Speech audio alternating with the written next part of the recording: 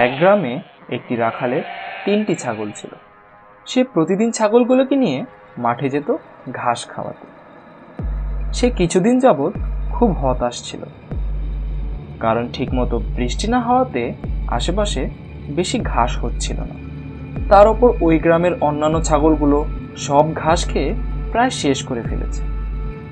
তিনি তার ছাগলগুলোকে কিছুদিন যাবৎ ঠিকমতো ঘাস খাওয়াতে পারছিল না।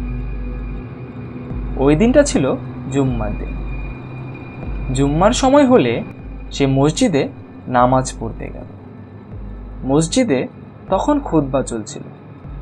খুতবায় হুজুর বলছিল, আমাদের প্রত্যেক কাজের শুরুতে বিসমিল্লাহ বলা উচিত, কারণ আল্লাহ তাআলা বিসমিল্লাহ বলার কারণে আমাদের সব কাজ সহজ করে দেন এবং কাজের মধ্যকার বিপদ আপদ সব দূর করে দেন।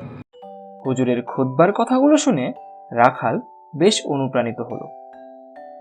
সে তখন তার ছাগলগুলোকে নিয়ে যাওয়ার সময় বিসমিল্লাহ বলে নিয়ে যেতে লাগলো।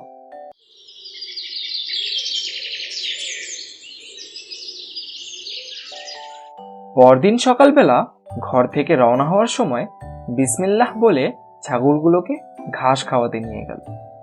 এভাবে তিনি প্রতিদিন বিসমিল্লাহ বলে ঘাস খাওয়াতে নিয়ে যেতেন এবং বিসমিল্লাহ বলে নিয়ে আসতেন। হঠাৎ একদিন রাখাল ছাগলগুলোকে নিয়ে একটি নদীর ধারে গেলেন। সেখানে গিয়ে সে দেখতে পেলেন নদীর ওই পারে অনেক সবুজ ঘাস হয়েছে, কিন্তু নদীর এই পারে একদম ঘাস নেই। আবার সে খেয়াল করলো নদীতে অনেক স্রোত রয়েছে। সে এখন কি করবে ঠিক বুঝতে পারছে না। সে ভাবছে, কোনোভাবে যদি নদীর ওই পারে গিয়ে ছাগলগুলোকে এই তাজা ঘাসগুলো খাওয়ানো যায়, তাহলে হয়তো ছাগলগুলো বেশ মোটা তাজা হয়ে যাবে। তাই সে বিসমিল্লাহ বলে ছাগলগুলোকে নদীতে নামিয়ে সেও ধীরে ধীরে পার হতে লাগলো। সে আস্তে আস্তে অনেক ভালো করে পার হয়ে গেল এবং নদী পার হয়ে সে ছাগলগুলোকে সবুজ তাজা ঘাসগুলো খাওয়াতে লাগলো। এভাবে সে ছাগলগুলোকে নদীর ওপারে নিয়ে যেত এবং বিসমিল্লাহ বলে আবার নিয়ে আসত। এতে করে কিছুদিনের মধ্যে গ্রামের অন্যান্য গরু ছাগলের চেয়ে রাখালের ছাগলগুলো বেশ মোটা তাজা হয়ে উঠল। তা দেখে গ্রামের কয়েকজন লোক তার বাসায় এসে তাকে জিজ্ঞেস করলো, তুমি তোমার ছাগলকে কি খাওয়াচ্ছ যে তোমার ছাগল এত ভালো মোটা তাজা হয়ে গেছে? আমাদেরকেও একটু জানিয়ে দাও। রাখালটি ছিল বেশ সহজ সরল, তাই সে তাদেরকে সত্য কথা বলে দিল। আমি জুমার দিন নামাজ পড়তে গিয়েছিলাম এবং সেই খুতবায় ইমাম সাহেব বলেছিলেন, আমাদের প্রত্যেক কাজের শুরুতে বিসমিল্লাহ বলা উচিত, কারণ আল্লাহ তাআলা বিসমিল্লাহ বলার কারণে আমাদের সব কাজ সহজ করে দেন এবং কাজের মধ্যকার বিপদ আপদ সব দূর করে দেন। তাই আমি আমার ছাগলগুলোকে নিয়ে যাওয়ার সময় বিসমিল্লাহ বলি এবং নিয়ে আসার সময় বিসমিল্লাহ বলে নিয়ে আসি। রাখালের এই কথাগুলো শুনে কেউই তার কথায় বিশ্বাস করল না। সবাই ওখান থেকে সাথে সাথে চলে গেল, কিন্তু একটা লোক সেখানে দাঁড়িয়ে রইল এবং রাখালকে জিজ্ঞেস করলো, ভাই, আমি কাল সকালে তোমার সাথে ওই নদীটা পার হতে চাই।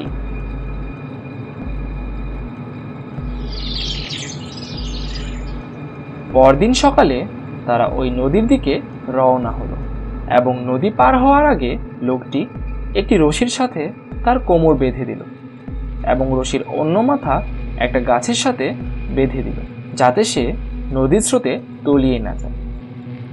লোকটি তখন বিসমিল্লাহ বলে যেই না নদীতে পা দিয়েছে, সাথে সাথে নদীর স্রোত তাকে অনেক দূর নিয়ে গেল, কিন্তু রশি দিয়ে তার কোমরটি গাছের সাথে বেঁধে থাকায় লোকটি কোনোভাবে রক্ষা পেল।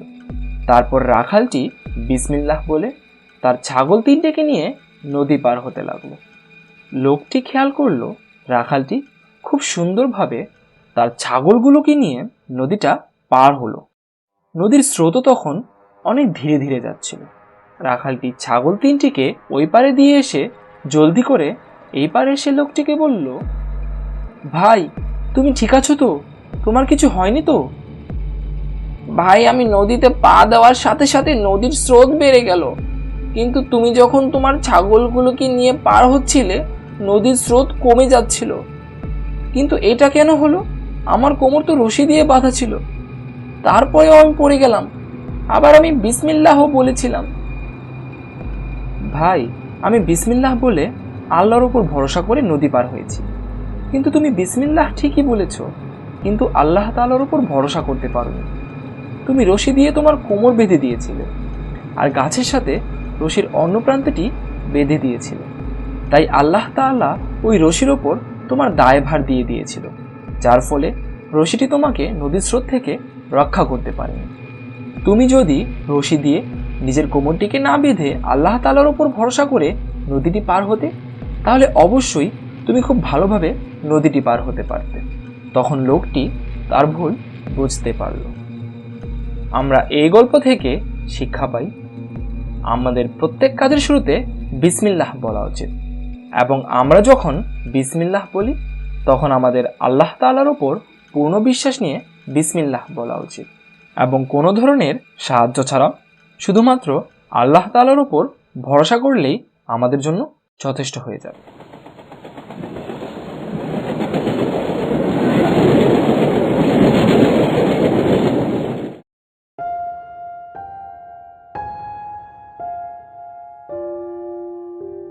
তখন আমি বিশ্ববিদ্যালয়ের অনার্স প্রথম বর্ষের ছাত্র। আমি ইউনিভার্সিটি থেকে প্রায় 1 কিলোমিটার দূরের একটা একরুমের বাড়িতে ভাড়া থাকি। পাশেই একটা হোটেলে আমার খাওয়া দাওয়া চলে। এখানে আমার বেশ ভালোই লাগে। এখানকার মানুষ, প্রকৃতি সবকিছুই আমার ভালো লাগে। শুধু একটু মন খারাপ হয় যে এখানে আমার মা বাবা আমার সাথে থাকেন না। তারা থাকেন আমাদের গ্রামের বাড়ি বকুলপুরে। আমার অনার্স প্রথম বর্ষের পরীক্ষা চলছে। পরীক্ষা শেষে যখন আমি বাড়ির দিকে যাচ্ছি, হোটেল থেকে একজন আমাকে ডাকলো, বাবা আমিনুল। উনি হোটেলের মালিক জামাল চাচা। জি চাচা, তোমার একটা চিঠি এসেছে, এই নাও। পোস্টম্যান তোমাকে বাসায় না পেয়ে চিঠিটা এখানে দিয়ে গেছে। তা কার চিঠি বাবা? আমার মায়ের। ধন্যবাদ চাচা। চিঠিটা হাতে পেয়ে আমি সঙ্গে সঙ্গে বাড়ি চলে এলাম। ঘরে ঢুকে আমি চিঠিটা পড়তে শুরু করলাম। চিঠিটা পড়ে জানতে পারলাম আমার বাবা খুব অসুস্থ। চিঠিটা পড়েই খুব খারাপ লাগছে। বাবাকে খুব দেখতে ইচ্ছা করছে। সাথে সাথে মাকে একটা চিঠি লিখলাম। আগামী শনিবার আমার পরীক্ষা শেষ হবে, আর সেদিন সন্ধ্যার ট্রেনেই আমি বাড়ি ফিরব। আজ পরীক্ষা শেষ, আজ সন্ধ্যার ট্রেনেই বাড়ি যাব। পরীক্ষা শেষ করেই তাড়াতাড়ি স্টেশনে গেলাম ট্রেন ধরতে, কিন্তু মাত্র কিছুক্ষণের জন্য ট্রেন ধরতে পারলাম না।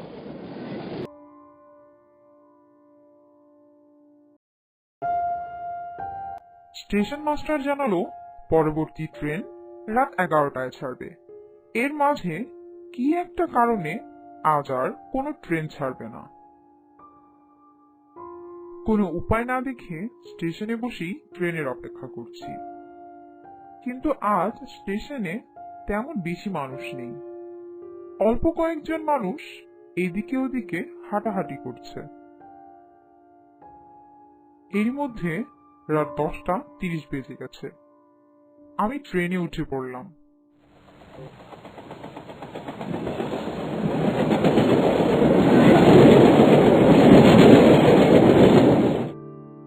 কি আশ্চর্য, এত বড় ট্রেনে মাত্র কয়েকজন মানুষ সফর করছি আমরা। কিছুক্ষণ হলো ট্রেন চলতে শুরু করেছে। ট্রেন চলে এলো পাহাড়তলি স্টেশনে। এই স্টেশনে আমি বাদে ট্রেনের সবাই নেমে পড়ল। ট্রেন আবার চলতে শুরু করলো। কেমন যেন ভয় ভয় লাগছে। এত বড় একটা ট্রেনে আমি একা একজন যাত্রী। রাত 1টা বাজে। আমার চোখে কখন যেন ঘুম এসে গেল। ঘুম ভাঙলো হঠাৎ একটা শব্দে। চোখ খুলে দেখি আমার সামনে একজন বৃদ্ধ মানুষ বসে আছে। সে তার তীক্ষ্ণ চোখ দিয়ে আমার দিকে কেমন অদ্ভুত ভাবে তাকিয়ে আছে। কিন্তু একটু আগে তো ট্রেনে আমি একা ছিলাম। উনি কোথায় ছিলেন? হয়তো কোথাও ছিলেন। এত বড় ট্রেন আমি হয়তো দেখিনি। হঠাৎ করেই লোকটা আমাকে বলল, তুমি কোথায় যাচ্ছ? আমি যাচ্ছি নোয়াপাড়া স্টেশন। সেখান থেকে যাব বকুলপুর গ্রামে। আর আপনি? আমি ঠিক জানি না। মানে? কিছু না। তুমি কি খুবই চিন্তিত আছো কোনো বিষয়ে? জি না, হ্যাঁ। নিশ্চয়ই তোমার বাড়িতে কেউ অসুস্থ, তাই না? হ্যাঁ, কিন্তু আপনি কিভাবে জানলেন? তা না হলে কেউ এত রাতে একা একা ট্রেন ভ্রমণ করবে কেন? তা তুমি তো বললে না তোমার কি অসুস্থ? আমার বাবা। তা চাচা, আপনি তো বললেন না আপনি কোন স্টেশনে যাবেন? সেটা তোমার না জানলেও চলবে।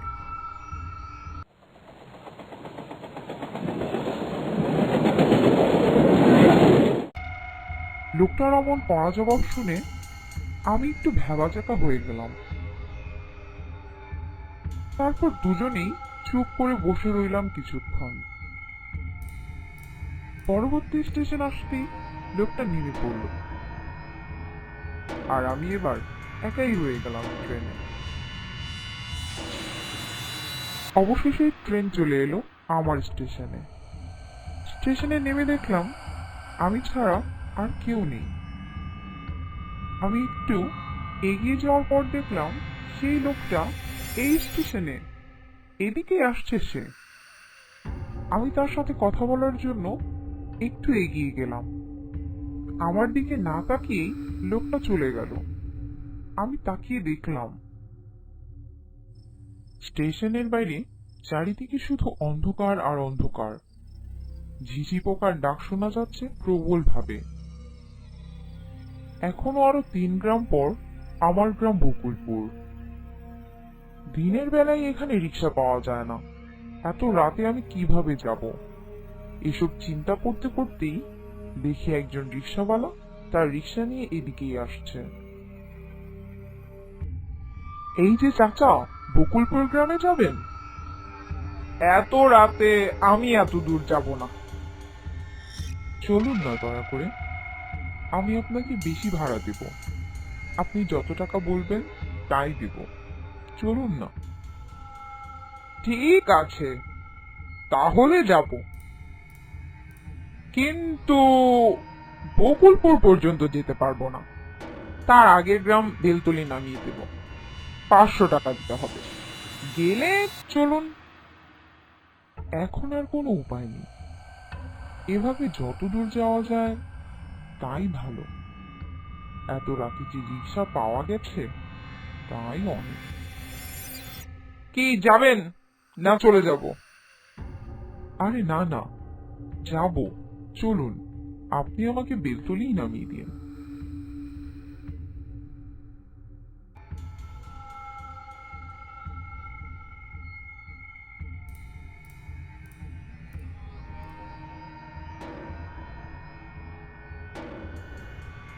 রিক্সাওয়ালা আর আমি পুরো রাস্তায় একটা কথাও বললাম না।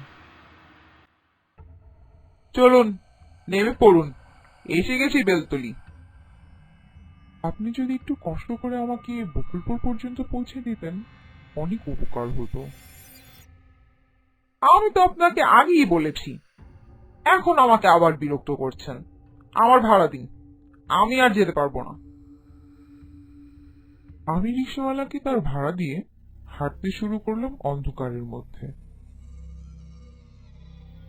একটু দূর যেতেই দেখলাম দূর থেকে দুইটা লাল চোখ আমার দিকেই আসছে। আমি খুব ভয় পেয়ে গেলাম, এদিক ওদিক তাকালাম। একটু পরে দেখলাম চোখ দুটো আর নেই ওখানে। তাহলে কি এটা আমার মনের ভয় ছিল? হবে হয়তো। আমি আবার হাঁটতে শুরু করলাম। পেছন থেকে হঠাৎ একজন লোকের কণ্ঠ আমার কানে এলো। আপনি কে? লোকটির কথা শুনে আমি পেছনে তাকাতেই দেখলাম 23-24 বছরের একজন যুবক। আমি আমিনুল হক। তুমি কি বকুলপুর গ্রামের শাহাদাত হক সাহেবের ছেলে? হ্যাঁ। আপনি আমার বাবাকে চেনেন? হ্যাঁ, চিনি তোমার বাবাকে। কিন্তু তুমি এত রাতে এখানে কেন? আমি ট্রেন মিস করেছিলাম, তাই বাড়ি ফিরতে এত রাত হয়েছে। আর আপনি এত রাতে এখানে? আমি পাশের গ্রামে একটা কাজে গিয়েছিলাম, কাজ শেষ হতেই দেরি হলো আর কি। আপনি কোন গ্রামে যাবেন? শেওড়াপাড়া, তোমার গ্রামের পরের গ্রাম, চেনো নিশ্চয়ই? হ্যাঁ, অবশ্যই, চিনব না কেন। চলো হাঁটতে হাঁটতে কথা বলি, নইলে অনেক দেরি হয়ে যাবে, এমনিতেই অনেক রাত হয়ে গেছে। হ্যাঁ, অবশ্যই। আপনি তো বললেন না আপনার নামটা যেন কি? আব্দুল মজিদ। আমার বাবার নাম কামাল মজিদ। তোমার বাবা আমাকে খুব ভালোভাবেই চেনে। আমরা দুজনে হাঁটতে হাঁটতে কিছু দূর যাওয়ার পর আমি দেখলাম আবার সেই লাল লাল চোখ দুটো আমাদের দিকে আসছে।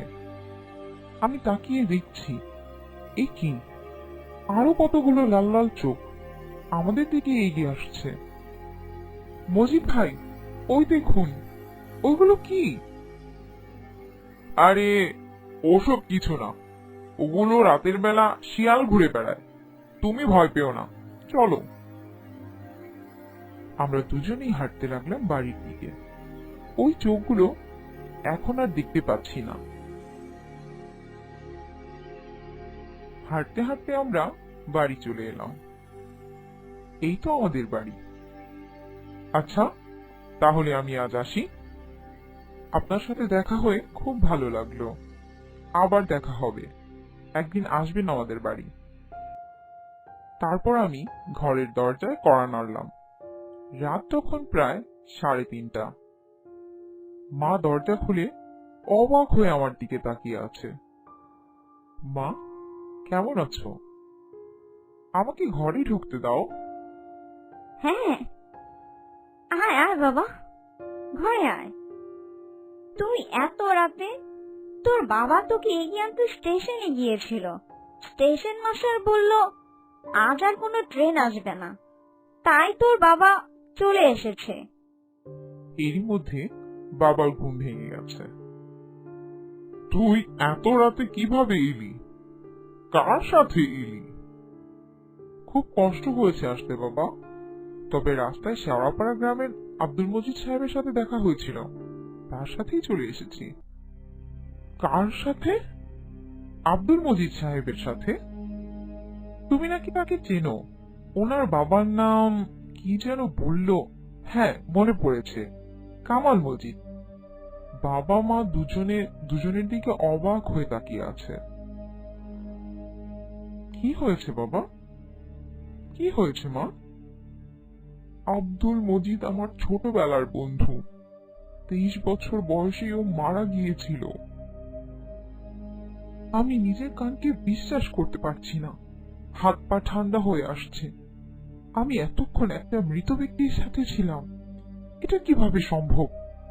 তার সাথে আমি কতটা রাস্তা একসাথে এসেছি, আর এখন শুনছি সে একজন মৃত ব্যক্তি। এইসব চিন্তা করতে করতে আমার মাথাটা ভারী হয়ে এলো, আর আমি হঠাৎ জ্ঞান হারিয়ে ফেললাম। যখন আমার জ্ঞান ফিরল, তখন নিজেকে বিছানায় পেলাম, আর মা বাবার সামনে বসে আছে। রাতে আমার সাথে যা যা হয়েছিল সবকিছু আমি মা বাবাকে খুলে বললাম। কাল হয়তো তোর এত বিপদ থেকে তোকে রক্ষা করতে আব্দুল মজিদ এসেছিল। কথাটা বলতে বলতে বাবা কেঁদে ফেলল।